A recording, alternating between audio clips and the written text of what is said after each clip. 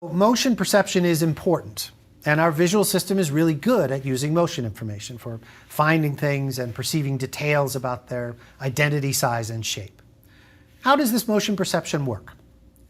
One of the most interesting things about motion perception is that it's inferred after it's already finished happening.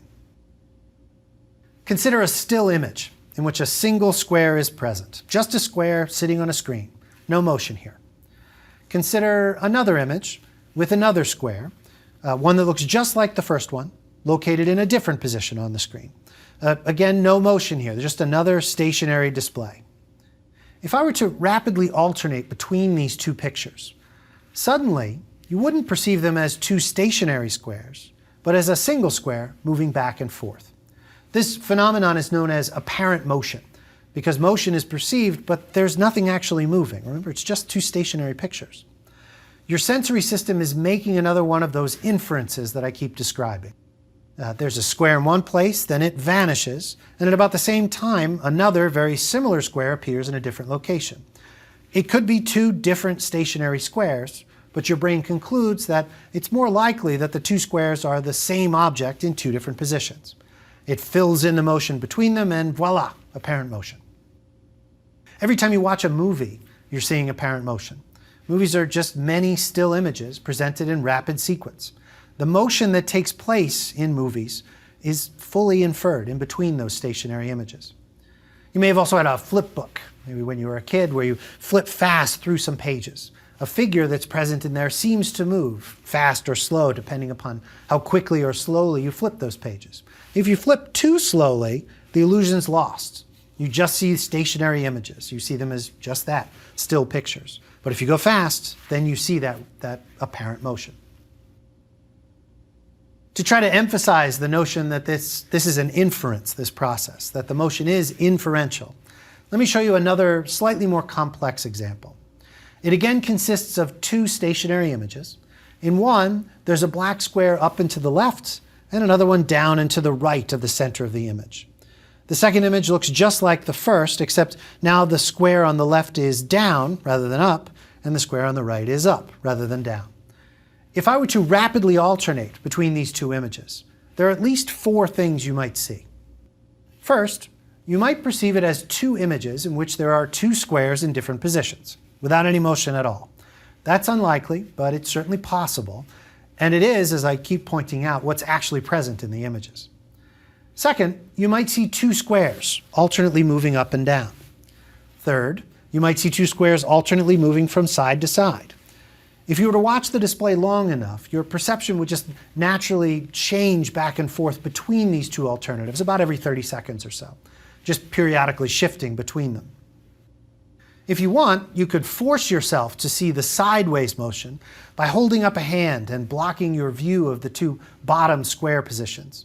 This would force you to see the lateral apparent motion between the two top squares, such that if you then pull your hand away, the bottom square will seem to go side to side as well.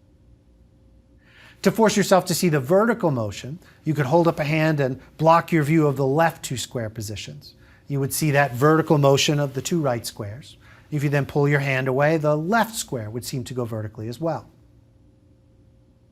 There's even another possibility that I didn't realize when I created this display.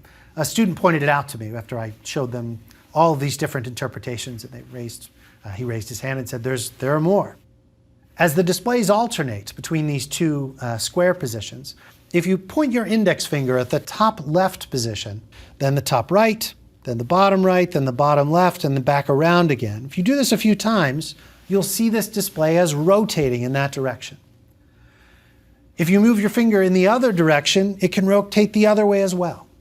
It's important to note that this is all with exactly the same display. My point in belaboring this one display so much is that there are many different, equally plausible perceptions of it. No one is inherently the right one. Even given that uncertainty, we don't perceive an ambiguous display at any time. Your visual system makes its best guess, an inference, about what event would produce the sensory inputs that you're receiving. And it's that inference that you perceive, not the sensory inputs per se, but the result of that inference. Here, the inference is essentially always motion. My other reason for talking so much about these apparent motion displays is to be clear about the steps involved in a motion inference. Let's think just a bit more about the simplest apparent motion display, the one in which a single square seems to move from one position to another. I want you to ponder with me the timing of the stimulus presentation and how it relates to the timing of your perception of the event. If I alternate between these two images, these two square images, we perceive three things. First, we perceive the square at its initial starting location 1. Second, we see the square moving from this location on its way to location 2. Finally, we see the square arriving at location 2. It's really critical here to note that this perception does not match the order in which the events actually occur. First, we do see the square in location 1. That's the first thing that's presented to your eyes for an apparent motion event. The second thing, however, is the presentation of the square at location 2. It's only at that moment that your brain can begin to fill in the motion event. Even though the inference of the motion doesn't even begin, can't begin, until the motion is finished, we don't experience it that way.